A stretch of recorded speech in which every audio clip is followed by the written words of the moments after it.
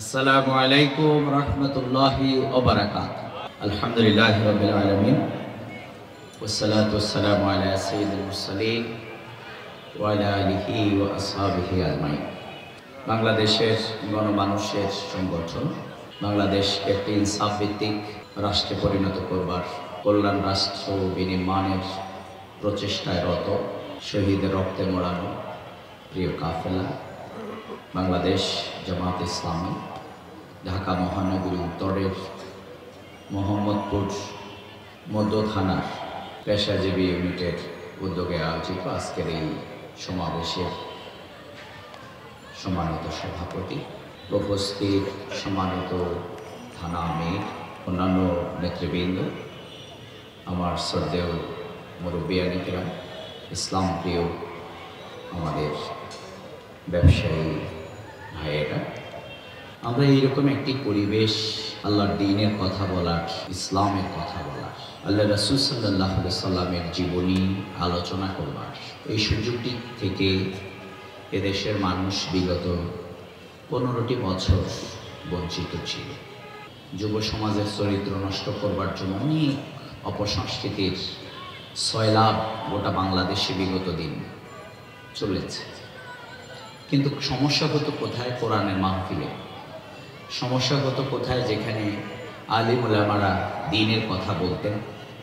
সমস্যা হতো টুপিওয়ালা দাড়িওয়ালারা একসাথে হয়ে যখন ইসলামের কথা বলতেন অথবা একত্রিত হতেন, তখন এটাকে বিগত দিনের আমাদের এই সরকার, এই স্বৈরাচারী সরকার নাম দিয়েছে জঙ্গিবাদ। কি বলেন, ঠিক না? তারা কোরআনকে বলেছে জঙ্গিবাদের সেই গ্রন্থ হিসাবে। তারা এটাকে বিভিন্ন মামলায় আমাদের ভাইদের আলিম ওলামাদেরকে গ্রেফতার করে সেই মামলার সাথে জঙ্গি বই হিসাবে কোরআন শরীফকে দিয়ে দেওয়া হতো। নাউজুবিল্লাহ।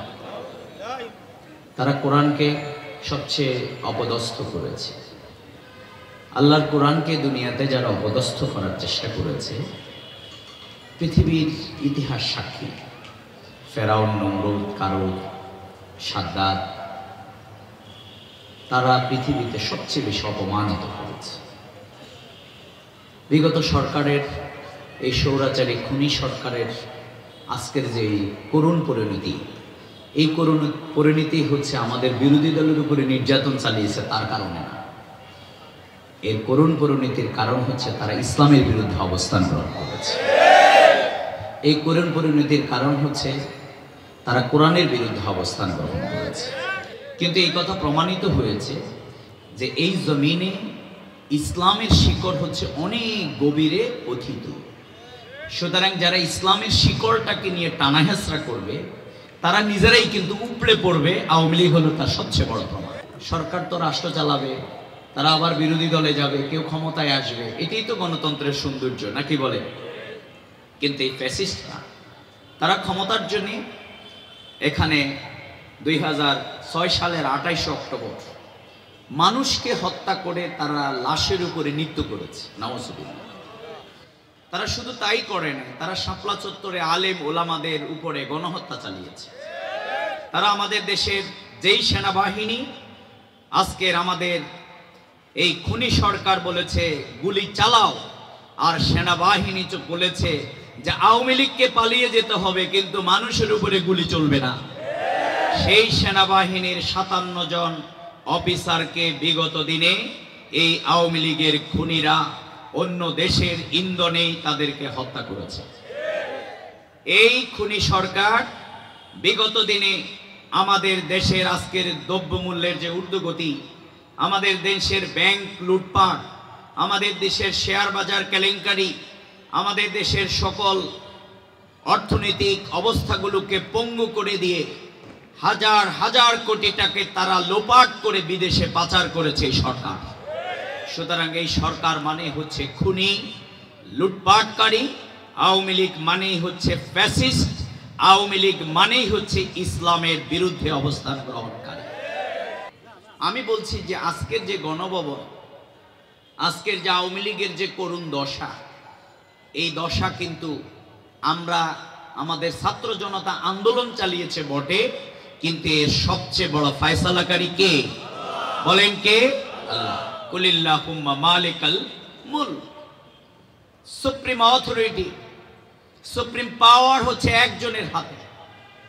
আমাদের এই ছাত্র জনতাও কিন্তু আন্দোলনের শেষ ভাগে কিন্তু বিজয় হবে কি হবে না খেয়ে হেরিয়ে ফেলেছিল, কিন্তু সব কিছুর মাঝে আবার নতুন করে বিজয়ের চেতনা জাগ্রত করে ছাত্র জনতা রাজপথে এসেছে, আর আওয়ামী লীগ পালিয়ে যেতে বাধ্য হয়েছে। সর্বশেষ তারা আক্রমণটা চালিয়েছে বাংলাদেশ জামাত ইসলামীর উপরে, ইসলামী ছাত্র শিবিরের উপরে। তারা আমাদের উপরে বিগত 1 যুগ 15 বছর নির্যাতন চালিয়েছে, কিন্তু তারা বলেছে যে সর্বশেষ এই আন্দোলন করতেছে হচ্ছে জামাত শিবির। গোয়েন্দা সংস্থার সকল রাডার বলছে যে যদি জামাত শিবিরকে নিষিদ্ধ করে দেয়া যায় তাহলে কিন্তু আন্দোলন দমন হবে। কিন্তু আন্দোলন কি দমন হয়েছে না শক্তিশালী হয়েছে? কারণ তাহলে প্রমাণিত হয়েছে যে আপনি বিগত দিনে আমাদের নেতৃবৃন্দকে যেভাবে অন্যায়ভাবে জুডিশিয়াল কিলিং এর মাধ্যমে এদেশের দেশপ্রেমিক জনতার প্রিয় মানুষ বাংলাদেশকে দুর্নীতি মুক্ত করবার আমাদের সেই সফল কারিগর, সাবেক সফল মন্ত্রী, বিশ্ব ইসলামী আন্দোলনের অন্যতম নেতা শহীদ মাওলানা মতিউর রহমান নিজামী, আলী হাসান মোহাম্মদ মুজাহিদ, কামরুজ্জামান, মীর কাসেম আলী, আব্দুল কাদের মোল্লা রাহিমাহুল্লাহ, তাদেরকে হত্যা করার মাধ্যমে আপনারা আমাদের উপরে যেই জুলুম চালিয়েছিলেন, সর্বশেষ আমাদেরকে নিষিদ্ধ করেছিলেন, আমাদের অফিসকে বন্ধ করে দিয়েছিলেন, আমাদের উপরে ইতিহাসের সবচেয়ে নির্মম নির্যাতন চালিয়েছেন।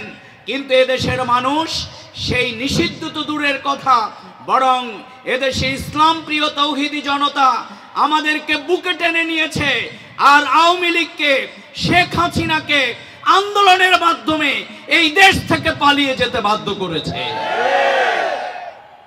সুতরাং এই কৃতিত্ব আমরা নিতে চাই না। আমরা যতক্ষণ পর্যন্ত আল্লাহর গোলামি করব ততক্ষণ পর্যন্ত আল্লাহ আমাদেরকে সাহায্য করবেন। যেই দেশ তৈরি করেছে আমাদের ছাত্র জনতা জীবন দেওয়ার মাধ্যমে চাঁদাবাজি, লুটপাট, নৈরাজ্যের হাত থেকে বাংলাদেশকে রক্ষা করবার জন্যে আগামী দিনে ছাত্র জনতা, ইসলাম প্রিয় তৌহিদি জনতা, আমাদের ইমামের নেতৃত্বে আমরা যেরকম নামাজ আদায় করি, আগামী দিনে তৌহিদি ছাত্র জনতা বাংলাদেশকে চাঁদাবাজ মুক্ত করবার জন্যে, মোহাম্মদপুরের কোনো ব্যবসায়ী যাতে চাঁদাবাজির শিকার না হয়, আমাদের ইমামের নেতৃত্বে, ছাত্র জনতার নেতৃত্বে সেই চাঁদাবাজদেরকে রুখার জন্য আপনারা কি প্রস্তুত আছেন? আল্লাহ রাসূল সাল্লাল্লাহু আলাইহি সাল্লাম এখানে কিন্তু শুধু নামাজ রোজার জন্য আসে নাই, তিনি এসেছিলেন মজলুম মানবতাকে মুক্তি দেবার জন্য। আমাদেরকে বলছে আল্লাহর উপরে আস্থা এবং বিশ্বাস যদি তোমরা রাখো তাহলে তোমাদের নিবন্ধন বাতিল হবে, কারণ এটা ধর্মনিরপেক্ষ রাষ্ট্র। আমরা বলছি তোমাদের নিবন্ধন দরকার নাই, আমাদের নিবন্ধন আল্লাহর কাছে থাকলেই হবে। তারা বলে যে ইসলাম আলাদা, রাজনীতি আলাদা, ধর্ম আলাদা। আর আল্লাহর রাসূল তিনি কিন্তু একদিকে নামাজের ইমামতি করতেন, আরেকদিকে মেম্বরে বসে তিনি কিন্তু সমাজ পরিচালনা করতেন। কে বলেন ঠিক না? আল্লাহ রাসূল কি রাষ্ট্রের প্রধান ছিলেন কিনা বলেন? আল্লাহ রাসূল কি যুদ্ধের ময়দানে কমান্ডার ছিলেন কিনা বলেন? আল্লাহ রাসূল নবী ছিলেন, কমান্ডার ছিলেন, as a leader, as a commander, as a father, as a leader, as a husband, সব দিক থেকে মানব জাতির জন্য একজনই আদর্শ, তিনি হচ্ছেন মুহাম্মদুর রাসূলুল্লাহ সাল্লাল্লাহু আলাইহি ওয়াসাল্লাম। আফাতুমিনুনা বিবাদিল কিতাব ওয়া তাকফুরুনা বিবাদ ফামা জাযাউ মান ইয়াফআল যালিকা মিনকুম ইল্লা খিzyun ফিল হায়াতিদ দুনিয়া ওয়া ইয়াউমাল কিয়ামাতি ইউরাদ্দুনা ইলা আশাদ্দিল আযাব। তোমরা কোরআনের এক অংশকে মানবে আর এক অংশকে মানবে না। যেমন নামাজ রোজা পড়তে নামাজ কোরআনের ইসলামের অসুবিধা নেই, এটা পড়ে, কিন্তু রাজনীতি করবে হলো মানুষেরটা দিয়ে, সমাজ পরিচালনা করবে যে মানুষের আইন দিয়ে, সুদ ঘুষের ব্যাপারে এটা মানবে না, পর্দার বিধানের ব্যাপারে এটা মানবে না, হালাল হারামের ব্যাপারে এটা মানবে না।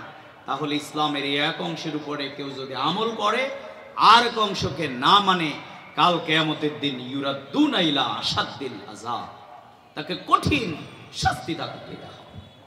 জামাত ইসলামী আমাদের শপথ হলো আমরা কারো কাছে নতি স্বীকারও করি না, আর আমরা এক আল্লাহ ছাড়া কাউকে মানিও না। কি বলেন? এই জন্য আমরা আইন চাই কার? জোরে বলেন আইন চাই কার? কারা কারা আল্লাহর আইন চায়?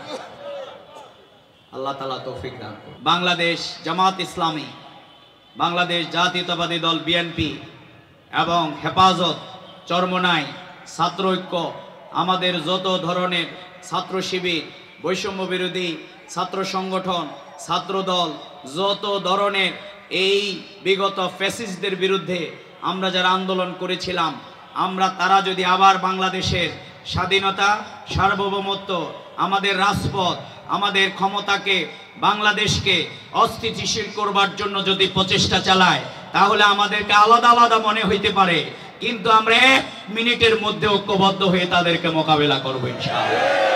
আল্লাহ রাসূল মানুষের জন্য কত রহম দিল ছিলেন।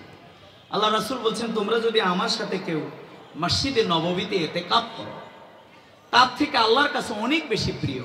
বলেন আল্লাহ রাসূলের সাথে কি আমরা এখন ইতিকাফ করার সুযোগ আছে? আমাদের নসিব হবে? আল্লাহ রাসূল তো না। আল্লাহ রাসূল বললেন তার থেকে আল্লাহর কাছে অনেক বেশি পছন্দনীয় যদি কোনো অসহায় গরিব মানুষের সমস্যা সমাধানের জন্য যদি তুমি প্রচেষ্টা চালাও, আল্লাহর কাছে সেটা অনেক বেশি গ্রহণযোগ্য। সুবহানাল্লাহ। বাংলাদেশ জামাত ইসলামী এই জন্য আমরা মানুষের জন্য আমরা প্রচেষ্টা চালানোর জন্য শপথ নিয়েছি। এই জন্য কার ঘরে খাবার নাই, কে অসহায়, কে ক্ষুধার্ত, কে অসুস্থ, আমাদের অ্যাম্বুলেন্স সার্ভিস আছে। কে বলে আমরা কি কারো রক্ত লাগলে আমরা রক্ত দিই। এই জন্য আমরা সেই শত্রু মিত্র নাই, ধর্ম নাই, বর্ণ নাই, এই রেখা অতিক্রম করে যেই মজলুম তার জন্য বাংলাদেশ জামাত ইসলামে ভূমিকা পালন করবে ইনশাআল্লাহ। আপনার প্রতিবেশী কোন ধর্মের আর কে কি রকম এটা আপনি দেখবেন না, বরং সে আপনার প্রতিবেশী অসহায়, ক্ষুধার্ত, মজলুম অথবা বিপদে পড়েছে, আপনারা সবাই কি তার পাশে দাঁড়াইতে পারবেন ইনশাআল্লাহ? যদি সেই সৌন্দর্য আপনারা তুলে ধরতে পারেন, এটাই হচ্ছে আল্লাহ রাসূলের সৌন্দর্য, এটাই হচ্ছে ইসলামের সৌন্দর্য। আমাদের ভাইদের উপরে কি নির্যাতন যে তারা করেছে। কিন্তু এক ডিবি অফিসার আমাকে বলল, ভাই বিজয় আপনাদের হবে। আমি বললাম কিভাবে? মিন্টু রোড। তো তিনি আমাকে বললেন, আমি এতদিন এখানে ডিউটি পালন করি, আমার গেটের দায়িত্ব, কিন্তু আপনাদের লোকদেরকে ভালো ধরে নিয়ে আসে শিবিরের কত সুন্দর সুন্দর যুবক ছেলে, কিন্তু তাদেরকে হাড় গোড় ভেঙে দিয়ে পঙ্গু অবস্থায় নিয়ে এখানে ফেলে। আমি রাত্রে ডিউটি থাকি, যারা পিটাপিটি করে এরা সব চলে যায়, অফিসাররা চলে যায়, কিন্তু আমি রাত্রে এখানে পাহারা দিই। এখানে ডিবি অফিসের ভিতরে রাত দিন সব সমান। কিন্তু আপনাদের এই লোকেরা, এই যুবক ছেলেরা, এই জামাত শিবির যাদেরকে এত টর্চার করে, তারা আমাদেরকে রাত্রে জিজ্ঞাসা করে, ভাই এখন কি তাহাজ্জুদের সময় হয়েছে? এখন কি তাহাজ্জুদের সময় হয়েছে? বলছে আপনি কি করবেন? বলছে আমি নামাজ পড়ব। প্রিয় ভাইরা আমার, আমাদেরকে এই জন্য সর্বাবস্থায় গোলামি করতে হবে আল্লাহ। এই জন্য আসুন, আমাদের পরকালে জবাব দিতে হবে কিনা, প্রত্যেকটি জিনিসের দিতে হবে কিনা বলেন। তাহলে আমাদের নেতৃত্ব যদি ভালো হয়, আমরা যদি ওমরের মতো, আবু বকরের মতো, আলীর মতো, উসমানের মতো, খোলাফায়ে রাশিদিনদের মতো সেই আজকের সৎ নেতৃত্বের অধীনে যদি আমরা জীবন যাপন করতে পারি, তাহলেই কেবল আমরা ভালো মানুষ হইতে পারবো, নাকি বলে? এই জন্য আমরা আল্লাহর আইন চাই এবং কি চাই? সৎ লোকের শাসন চাই। এই জন্য আমাদের আজকের স্লোগান হচ্ছে, সবাইকে দেখা শেষ, আগামী দিনে জামাত ইসলামের বাংলাদেশ ইনশাআল্লাহ, নাকি বলেন? এই জন্য আমাদের যে জনগণ যদি আমাদের উপরে সে দায়িত্ব দেয়, কাউন্সিলরের দায়িত্ব, বাজার কমিটির দায়িত্ব, মসজিদ কমিটির দায়িত্ব, এমপির দায়িত্ব, মন্ত্রীর দায়িত্ব, যা দায়িত্ব দেবে আমরা এখানে সেবক হিসাবে আমরা আমাদের পূর্বসূরীদের মতো আমরা পালন করবো ইনশাআল্লাহ। আল্লাহ তাআলা আমাদেরকে তৌফিক এনায়েত করুন, আল্লাহ তাআলা আমাদেরকে একই জান্নাতে কবুল করুন, আল্লাহ তাআলা আমাদের সবাইকে ইসলামকে বুঝার তৌফিক দান করুন। যারা আমরা আপনাদেরকে জামাত ইসলামের দাওয়াত দিচ্ছি না, দাওয়াত দিচ্ছি কিসের? ইসলামের। কে বলেন?